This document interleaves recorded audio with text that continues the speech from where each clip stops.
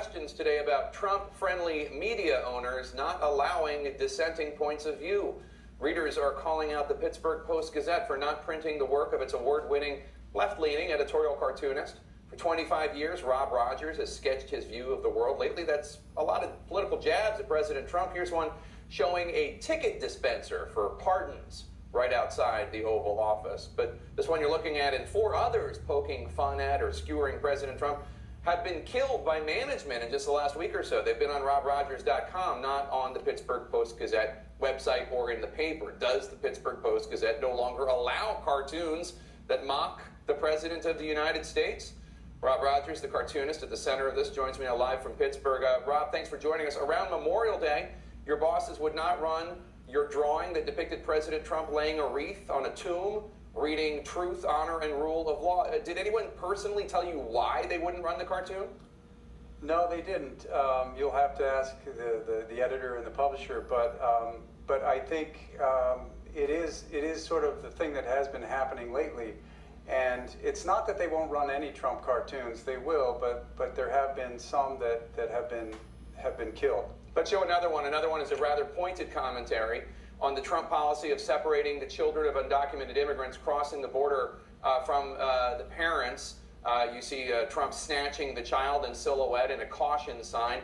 Your editors killed this as well. Did they give you a reason to kill that one? No, they didn't give a reason. They just killed it. And you know, and the readers had started to notice at that point, and were outraged, and that's why I'm here, because I think they deserve to know the answer to why they won't run the cartoons. You know, moments ago, a representative for the newspaper responded to the story. We reached out to them. They said, quote, "This is an internal personnel matter we're working hard to resolve. It has little to do with politics, ideology, or Donald Trump.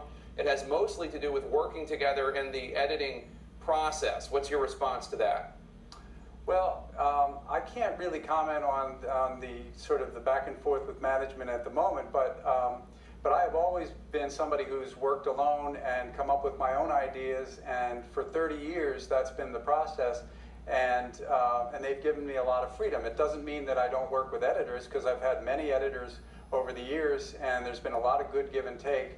But it seems that what's happening now is that I'm feeling, at least, that they want me to be a cartoonist that I'm not, and pro-Trump. So they want you to be a pro-Trump cartoonist, right? That's what you feel?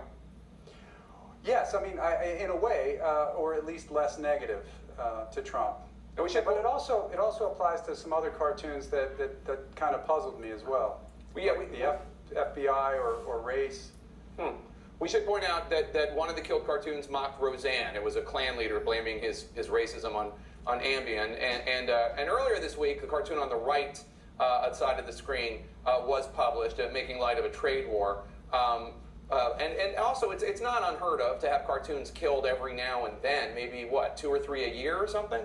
Yeah, that's been my experience in the 34 years that I've been a professional cartoonist. It's never more than 2 or 3 a year.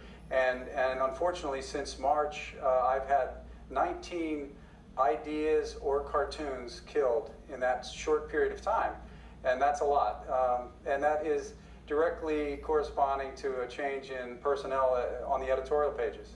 Do you see this in any way as similar to what Sinclair stations are doing when they force their local TV anchors and reporters to toe the company line, be supportive of President Trump?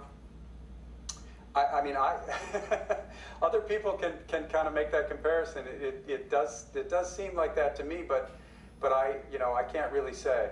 I guess one other thing that just occurs to me is that I can't think of anything less journalistic than, especially in America, where editorial cartooning really became what it is today, than not letting an editorial cartoonist poke fun at the most powerful person in the universe. That's what journalists are supposed to do.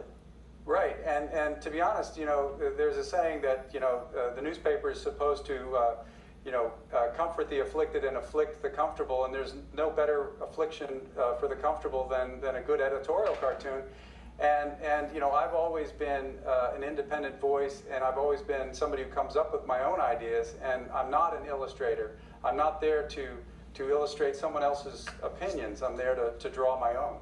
Rob Rogers, we wish you the best of luck. Keep in touch. Let us know what happens. Thanks so much. Thanks, Jake, and congratulations.